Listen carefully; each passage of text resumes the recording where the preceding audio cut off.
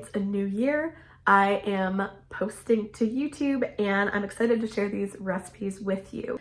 So today I'm going to be sharing 3 different recipes that use beef, so beef recipes, and I think beef is versatile and it can be really quick and easy to make. So today I'm going to be sharing a deli corned beef recipe, flank steak recipe.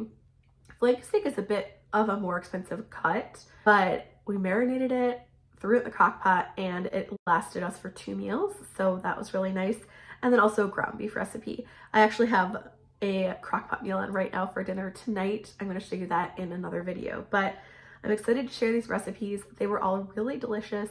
I made them over the past couple of weeks, and I wanted to take you along as I make them. Let's get started. I bought spaghetti squash. They were on sale, and they're pretty small. This is my hand, so you can see they're pretty small spaghetti squash, but they were a really good price. And I thought I would make a fun spaghetti squash recipe for dinner tonight. This was really hard to cut. I forgot how hard they are to cut. So I'm just gonna go ahead and I just kind of cut around the spaghetti squash. I don't know if you can see all of those. And I think that will help because I think it might explode. I don't know exactly what happens, but that's what you do for potatoes. So anyway, I did that. I'm just gonna bake them whole in the oven at 400. So it's probably gonna take maybe an hour. So I'll let you know how long it takes and I'll show you what we're gonna do after that.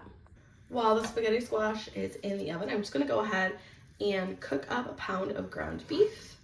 And once I break it apart, I'll add some seasonings. So it's still a tiny bit frozen. Let's go ahead and add in that sauce. I have a 28-ounce jar.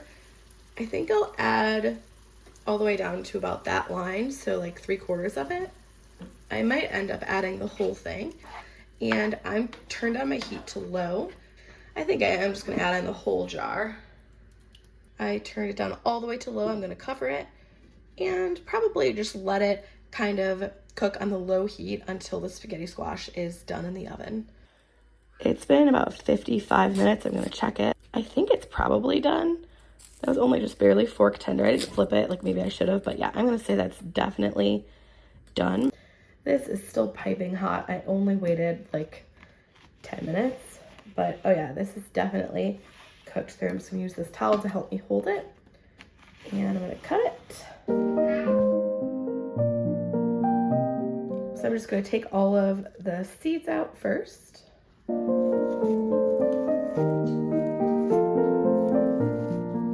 I baked the spaghetti squash in the same dish I'm actually going to cook the casserole just because it's one less dish to dirty. So I'm going to go ahead and mix the spaghetti squash in with the sauce right in here.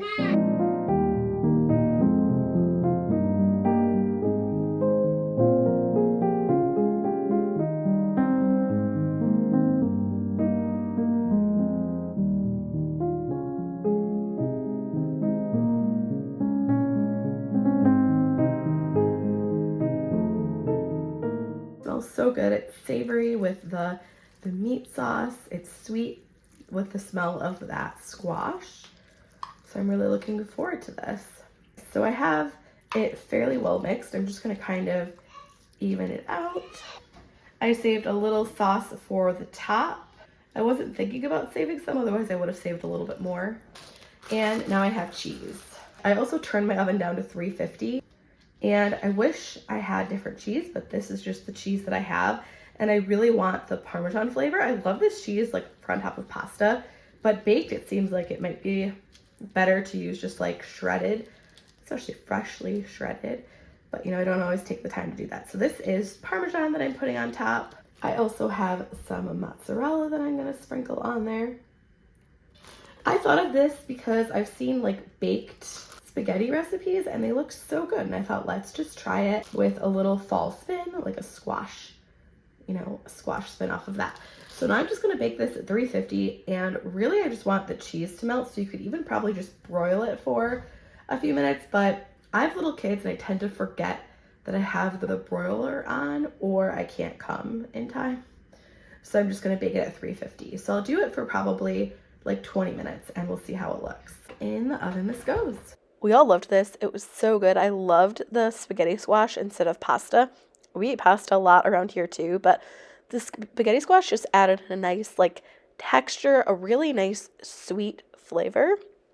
and it was just so delicious. My kids loved it.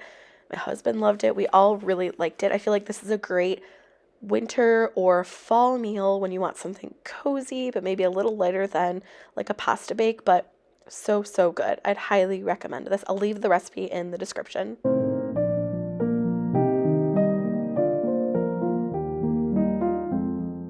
Moving on to our second recipe.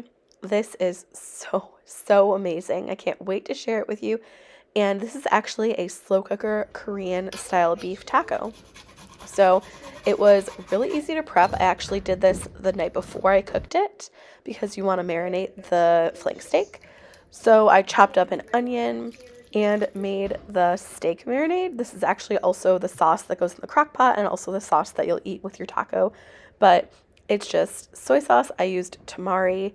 That was sriracha, sesame oil, garlic, brown sugar, ginger, and you could add red pepper flakes, but I did the sriracha instead. So I quartered the flank steak against the grain. So I cut it in 4 pieces, and this makes a perfect like length of the steak for inside the taco. I went ahead, poured it all in a Ziploc bag. So now I'm going to store it in the fridge overnight, just so then it marinates and that meat starts to tenderize. I probably let it marinate for about 12 hours, like 7 to 7 or something like that. But next morning, I'm going to take the beef and the marinade and the onions out, put it in the crock pot, and I cooked it on low for about 8 hours. I left that cooking, and I went ahead during the day and I made a coleslaw. I love coleslaw. It's like crunchy. It's kind of bright and tangy and a little bit sweet, but I used a coleslaw mix, a cabbage mix, sesame oil, mayo, rice wine vinegar, brown sugar, salt, and pepper. I really like the coleslaw or the cabbage package from Trader Joe's, and I also got the flank steak there as well. I did want the coleslaw to be creamy, and the original recipe did not have that, so I will leave the ingredients I used below. But this, it's ready. It's been 8 hours. I'm going to go ahead and shred this beef up. It was so tender. I loved the length of the steak, and it had so much flavor. I don't use flank steak very often, but it's a very, very flavorful type of beef.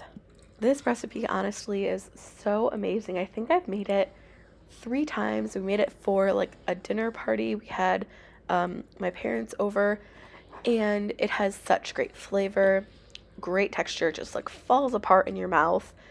And I totally forgot to show how I served it, and I'm really sorry about that. But I did use some just flour tortillas. I put that coleslaw mix on there. I put the beef on there, and that's how we ate it. I also put a little cilantro on top as well. That's really good on there. This is definitely a keeper. This right here is what inspired me to make this dinner tonight. Making a childhood favorite, chipped beef. My mom used to make this fairly regularly. So I cut up that deli meat, and to a saucepan I'm adding in 2 tablespoons of butter, and I'm going to let that melt. Now that it's melted, I'm going to add in 2 tablespoons of flour. That's a 2 tablespoon measuring spoon.